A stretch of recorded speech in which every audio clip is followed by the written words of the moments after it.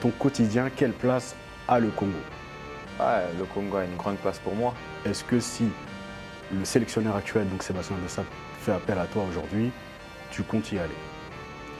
Ouais, beaucoup de gens pensent que je ne veux pas jouer pour le pays, mais je veux depuis tout petit. Dans la famille, j'ai été le premier enfant à dire que j'allais jouer pour le Congo un jour. Mon choix se dirige plus vers le pays parce que c'est ce que j'ai depuis longtemps. C'est mon ambition de jouer pour mon pays. Je n'étais pas contre le Congo ou quoi que ce soit, mais c'était plus parce que je venais d'arriver dans le monde du foot professionnel. Depuis petit, j'ai dit que voilà, à mes parents, un jour je jouerai pour le Congo. Est-ce que tu as déjà eu des contacts avec le staff actuel de la sélection? Non, malheureusement personne. C'est le moment officiel. J'annonce que je souhaite représenter le pays comme vous l'attendez. Et voilà, que Dieu nous bénisse et j'espère qu'un jour nous allons faire trembler le stade des Martyrs et aller loin dans chaque compétition.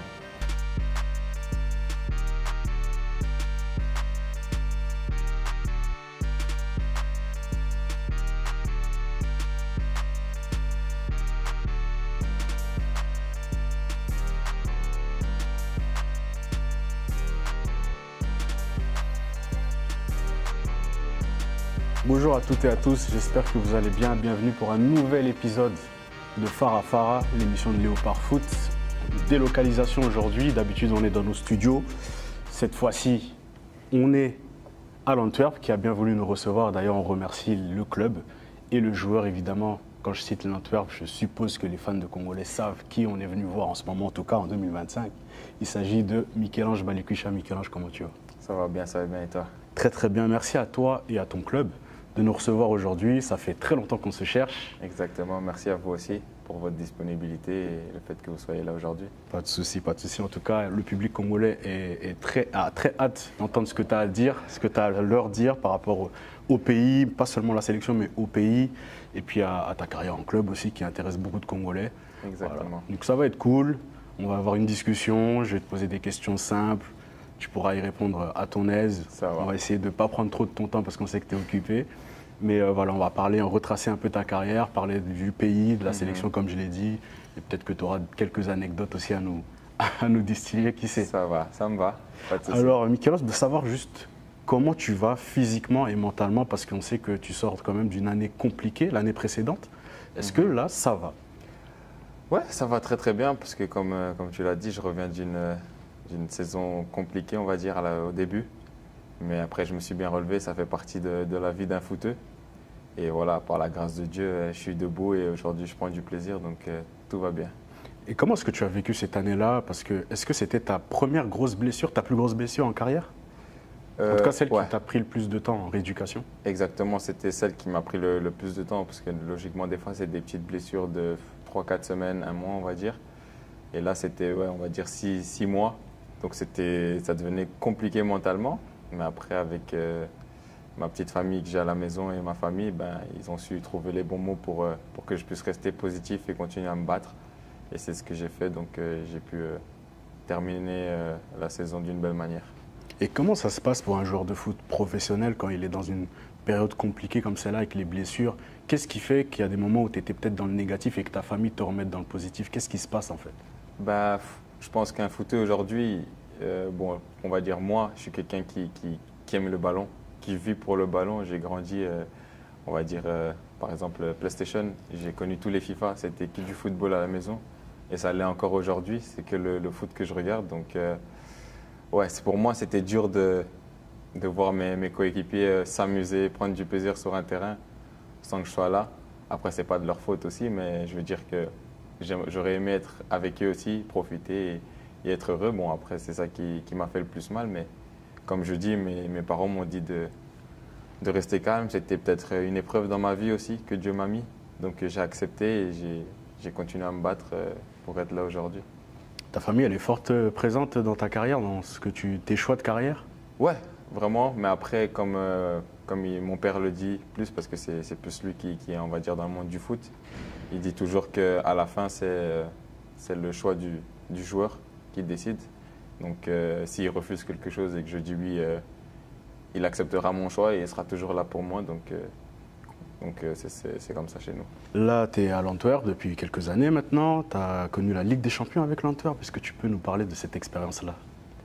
Pour moi, c'était une expérience inoubliable parce que c'était pour moi la première fois pour moi de vivre ce moment avec ce club qui m'a beaucoup donné et qui me donne toujours beaucoup aujourd'hui. Donc, entendre l'hymne national de la Ligue des Champions, c'était un rêve de gosse parce que je le regardais à la télé et ici, je l'ai vécu.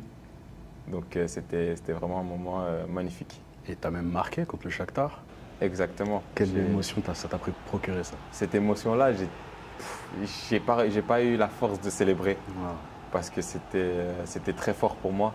Ce moment de me dire qu'aujourd'hui, j'ai marqué en Ligue des Champions parce que je porte aussi le nom de famille de mon grand-père qui est toujours là, qui est le nom de famille de mon père aussi. Mais pour moi, c'était fort quand même de se dire que voilà, aujourd'hui, j'ai mis un but dans une compétition, la meilleure compétition européenne du monde. Donc, ouais, c'est beau. Après avoir connu ça, j'imagine que tes ambitions se sont élevées encore plus, même si tu as connu des blessures. Là, tu es de retour et comme tu l'as dit, tu as bien terminé la saison. Quelles sont tes ambitions, en tout cas ce que tu peux nous en dire aujourd'hui, pour la saison qui arrive là? C'est de donner le maximum pour aider mon équipe à décrocher une place européenne, n'importe de laquelle. Pour moi, ce sera aussi une réussite parce que ça aura prouvé que j'ai été un joueur important cette saison-là. Donc, je ferai le maximum comme je l'ai fait la saison où on a été champion et on s'est qualifié en Ligue des Champions. Okay. Est-ce que tu n'as pas un peu un esprit revanchard par rapport à cette blessure et l'envie de faire une saison où tu vas peut-être scorer, être très très efficace? Non, pas de revanche parce que je me dis que voilà, c'est un moment pour moi aussi dans ma vie parce que je n'ai pas connu ça. De prendre ça avec moi aussi, de connaître mon corps, de prendre soin aussi à chaque fois. Donc ça va beaucoup. Pour moi, je prends ça comme on va dire pas une bénédiction, mais une chance parce que je me dis que voilà, je pourrais éviter d'avoir les mêmes blessures grâce à cette blessure que j'ai eue là. Donc je suis content quand même de l'avoir eu, même si ça m'a fait mal auparavant sur le moment. C'était quoi comme blessure? C'était une blessure à l'adducteur. Ok. Et ça t'a pris 6 mois, plus de 6 mois. 6 mois, ouais. Mais il y a un moment au début de saison, l'année passée, tu reviens et puis tu replonges. Parce que je sentais des douleurs. Et en fait, comme j'ai parlé avec les kinés, je leur disais que voilà, moi, ma tête, ça a joué un grand rôle dans mon jeu. Donc si je suis bien dans ma tête, on va le voir directement. Et je leur ai demandé de pouvoir prendre du repos. Parce que je continue à m'entraîner avec l'équipe, mais j'avais besoin de me remettre sur jambes au maximum. Parce que ici, ils connaissent le vrai Balikwisha. Et j'ai pas envie de jouer à 50% parce que je me sentirais pas bien dans ma tête. Et pour éviter tout doute, donc j'ai préféré prendre du repos et revenir plus fort. D'accord. On va passer au vif du sujet. C'est ça qu'ils attendent les gens, on va pas se mentir. Exact. On va parler d'abord, avant de parler de la sélection, on va parler du pays. J'aimerais savoir quels sont les liens que tu as avec ce pays-là. Est-ce que tu y as déjà été? Est-ce que dans ton quotidien, quelle place a le Congo? Le Congo a une grande place pour moi parce que voilà, mon frère Adi a été là-bas, moi pas encore. Mes parents, ils y vont régulièrement au pays, mes grands-parents aussi. Juste moi et mon petit frère et mes petites sœurs, on n'est pas encore allés, mais voilà, comme je dis, j'aurais aimé un jour y aller en famille, pourquoi pas, et découvrir aussi mon pays directement. Donc voilà. Vous êtes combien dans la famille? On est 5 enfants. Ok. Toi, t'es juste derrière William. Ok, c'est cool. Du coup, on va parler de la sélection maintenant. La sélection congolaise. Directement, je te demandais aujourd'hui, voilà, la sélection congolaise, en tout cas, les A se portent plutôt bien. Ils sont bien placés au niveau du groupe pour la Coupe du Monde. Ils sont qualifiés pour la CAN qui approche à grands pas. Est-ce que ça fait partie de tes ambitions? Et puis, est-ce que si le sélectionneur actuel, donc Sébastien Desabre, fait appel à toi aujourd'hui, tu comptes y aller? Ouais, je compte dire oui directement. J'ai préféré ne pas parler avant parce que comme je dis, je suis le joueur qui ne va pas téléphoner le coach pour essayer de gratter une place. Pour moi, c'est chaque effort que je vais faire. Si le coach m'appelle, c'est une récompense de ce que j'ai fait. On va dire, c'est son équipe à lui. C'est lui qui décide qui va venir. Donc voilà, je donnerai le maximum.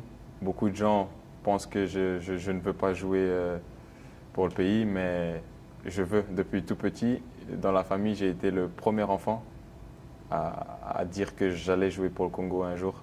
Certes, j'ai joué avec l'équipe nationale parce que je suis ici. Et donc, en tant que jeune, ben, tu grandis avec ça. Mais ce n'est pas ça qui a fait que je ne voulais donc pas jouer à une équipe nationale. Et c'est pour ça que je préfère, on va entre guillemets, rassurer tout le monde que voilà, aujourd'hui c'est officiel que mon choix se dirige plus vers... Tu peux le dire à la caméra là. Voilà, mon choix se dirige plus vers le pays parce que c'est ce que j'ai depuis longtemps. C'est mon ambition de jouer pour mon pays et comme je l'avais dit il y a longtemps, ce serait un rêve de jouer avec mon grand frère qui est déjà là-bas. Et voilà, hâte de ce moment. Comme tu l'avais dit il y a longtemps, c'était en tout cas déjà sur Léopard Foot, c'était par écrit à l'époque. C'était, toi tu le sais pas, mais derrière le compte à ce moment-là, c'était moi. Ah. C'est pas la première interview que je fais avec toi en fait. Okay. Et du coup de cette interview sont ressorties plusieurs choses qui avaient fait plaisir à l'époque au public congolais qui t'attendait, parce que tu étais toujours jeune déjà d'ailleurs. Bien sûr. Mais tu étais encore plus jeune. Et c'est rare, ça l'est toujours, même si ça l'est un peu moins avec Noah Sadiki, tout ça. C'est rare quand même un binational, parce que tu l'es, comme je le suis aussi, même quand toi tu es joueur. Un binational qui vit très jeune, très tôt, opte pour la sélection congolaise parce qu'on sait que bon voilà, il y a les pays de naissance, il y a les pays d'adoption dans lesquels vous grandissez, dans lesquels vous faites toute votre formation. On sait que les choix sont compliqués. Et du coup là, déjà ton frère avant toi qui avait fait la même chose, et puis derrière il y avait toi, donc on allait avoir les deux frères. C'était une dinguerie pour le public congolais, pour nous journalistes aussi, pareil. Et du coup, on a décidé de te contacter pour avoir l'interview, tu as répondu favorablement, et de là, tout était positif. Ensuite, plusieurs années après, je pense, ou quelques mois après, bah, tu connais l'histoire, mais je recontextualise pour les gens. Tu as été appelé pour représenter la Belgique avec les U21. Et là, la surprise négative pour les Congolais, positive pour les Belges, voilà, ça a fait beaucoup parler. J'imagine que tu as eu beaucoup de messages négatifs de la part du public congolais qui, quand ils t'aiment à 100%. Quand il y a un truc qu'ils n'aiment pas, malheureusement, même pour les jeunes comme toi, malheureusement, c'est très dur. Ça peut être très dur. Comment est-ce que toi, tu as vécu ça et est-ce que tu peux expliquer au public congolais pourquoi il y a eu ce choix-là à ce moment-là? Comme je disais, à ce moment-là, quand j'ai été contacté, j'étais très très jeune. J'étais encore à l'école. J'ai eu la chance de Dieu de pouvoir débuter très jeune avec l'équipe première du Standard. Le Congo m'a appelé, j'étais vraiment heureux. Et à ce moment-là, comme j'ai dit, j'étais très jeune et j'étais pas contre le Congo ou quoi que ce soit, mais c'était plus parce que je venais d'arriver dans le monde du foot professionnel que là, le choix, c'était un choix familial.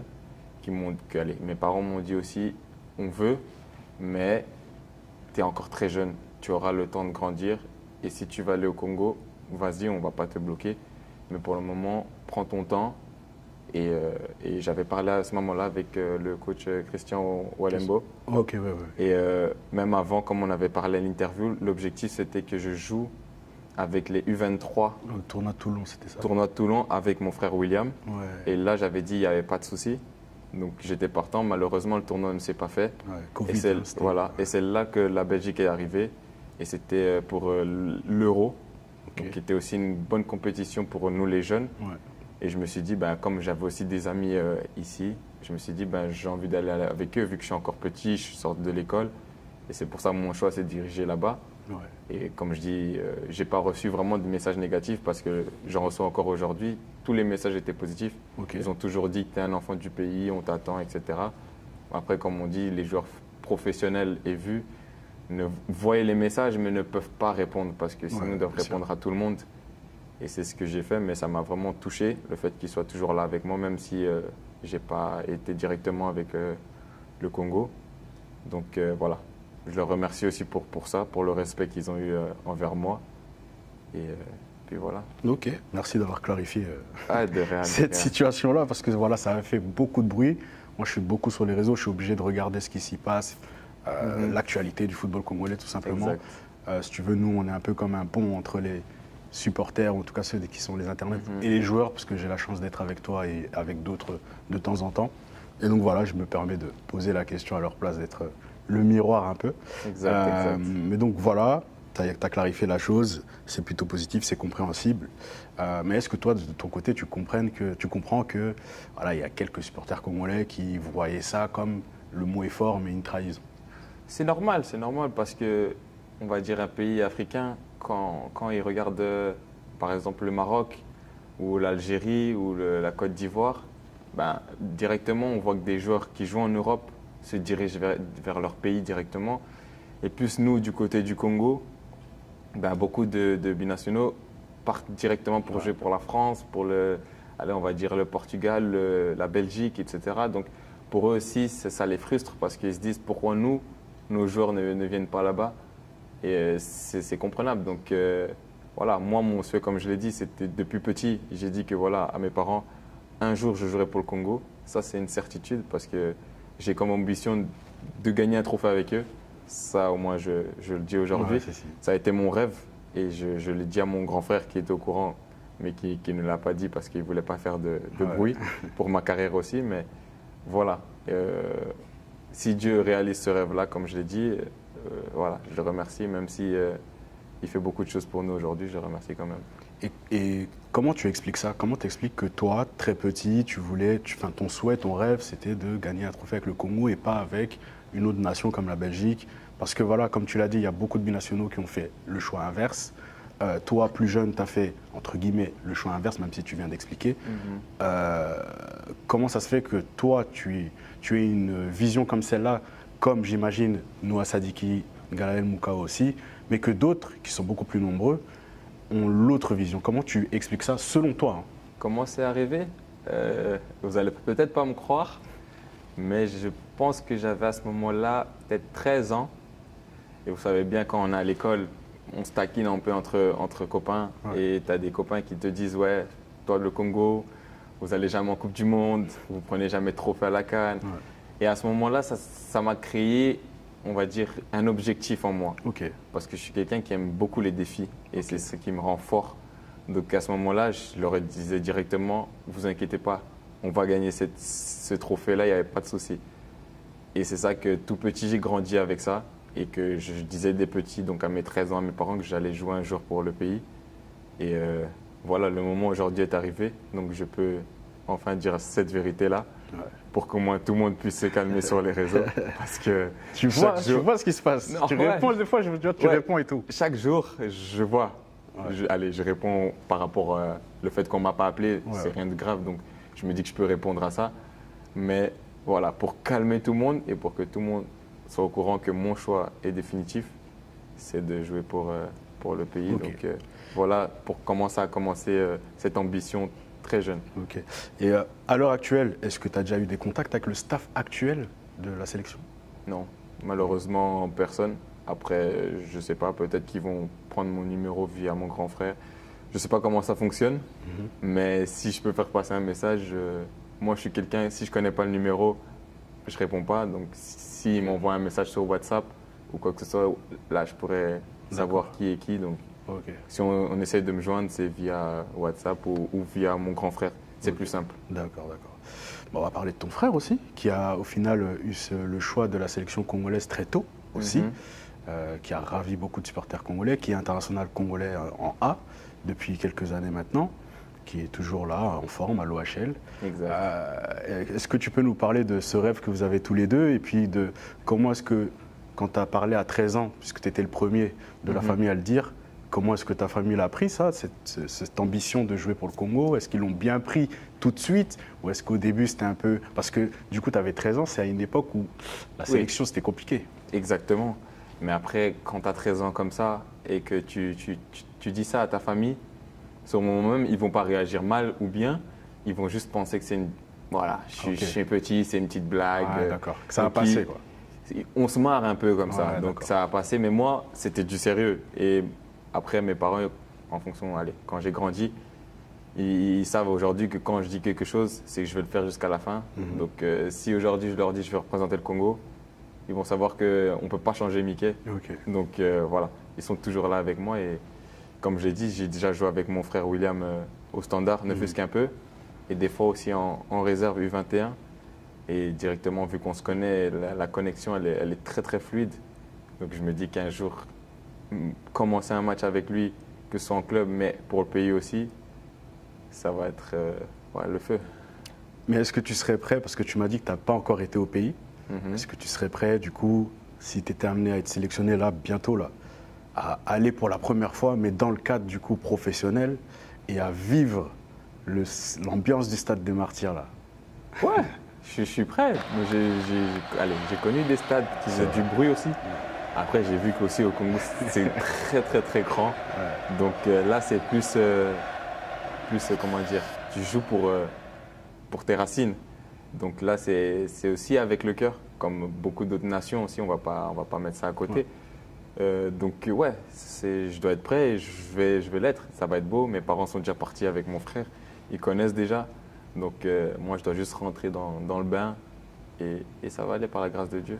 Parce que là, en plus, c'est des matchs importants, que ce soit en septembre ou en octobre. Et puis après, il y a la CAN. C'est que des matchs importants, des matchs capitaux. Donc il faut vraiment être prêt, quoi. C'est vraiment pas facile. Après, comme je l'ai dit, ici aussi, on a vécu un moment où on devait jouer les barrages de Ligue des Champions. C'était aussi un moment à être prêt. Et Dieu a fait grâce. J'ai aidé mon équipe avec un goal et une passe décisive. On s'est qualifié à l'extérieur, donc à Athènes, pour les qualifications. Donc c'est des moments aussi qui font peur, mais j'ai réussi à surmonter ça. Et donc ouais, moi je suis quelqu'un qui n'aime pas perdre. J'aime les défis comme tu as dit. Voilà, j'aime les défis, j'aime pas la défaite. Donc si je peux être là et pousser mes partenaires à tout donner, je le ferai. Et si j'ai l'opportunité de jouer, je donnerai le maximum. Et qu'est-ce que tu penses pouvoir apporter à cette sélection concrètement? On va dire mon profil. Peut-être qu'il n'y a pas. Je suis quelqu'un de très généreux dans mon travail. Je cours beaucoup pour l'équipe. Je fais beaucoup d'appels en profondeur. Et ouais, avec mes qualités aussi, mon intelligence, je peux beaucoup apporter à l'équipe avec déjà plein de cadres qui ont beaucoup d'expérience. Ça pourrait aussi m'aider aussi. Et si tout se passe bien, on va évoluer ensemble et aller loin dans n'importe quelle compétition. Je te le souhaite en tout cas. Merci. Vraiment, je te le souhaite. J'espère que tu y seras. En tout cas, je suis très content de te voir ici. Puis c'est la première fois que je viens à l'Antwerp. C'est très très bien. On a été bien reçus. Content d'avoir fait cette interview avec toi parce que je sais qu'il y a beaucoup de supporters congolais qui attendent ça avec impatience. Mais voilà, je ne vais rien fuiter, même aucune story. Ça sortira quand ça sortira. Ils vont beaucoup te remercier en tout cas. Ils attendent ça depuis longtemps parce qu'en ce moment, j'ai fait plusieurs interviews. Et ils me réclament, voilà, fais Mickey. C'est pour ça que j'ai beaucoup insisté. Exact. J'ai beaucoup insisté pour essayer de t'avoir. J'espère un jour pouvoir faire ton frère aussi, comme je suis en Belgique. Et donc voilà, on a déjà parlé de tes ambitions par rapport à cette saison-ci. Où est-ce que tu te vois dans les années futures, mais proches? Un futur proche. Ça, comme je dis, je suis croyant. Dieu seul sait où je serai. Là, aujourd'hui, je suis ici, je suis bien. Mais tout peut aller vite dans le football, donc je remets ça à Dieu. Moi, tant que je suis ici, je donnerai le maximum.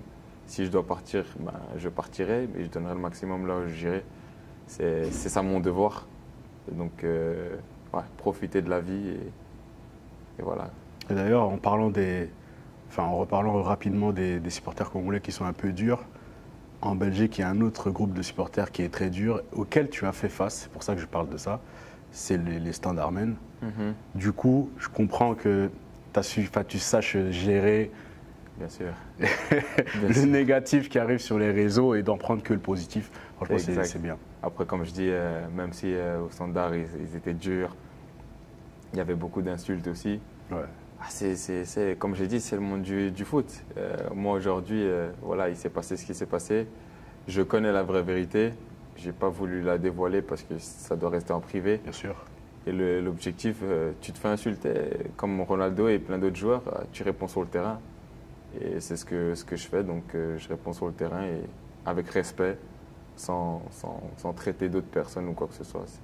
C'est la vie d'un footeux, c'est comme ça. Comme il y a ton frère, la question elle est sûrement logique, mais comme il y a ton frère, je vais quand même te la poser. Est-ce que tu suis régulièrement vraiment la sélection congolaise? Ah oui, moi j'ai regardé avec mon père chez moi le match de William contre le Maroc.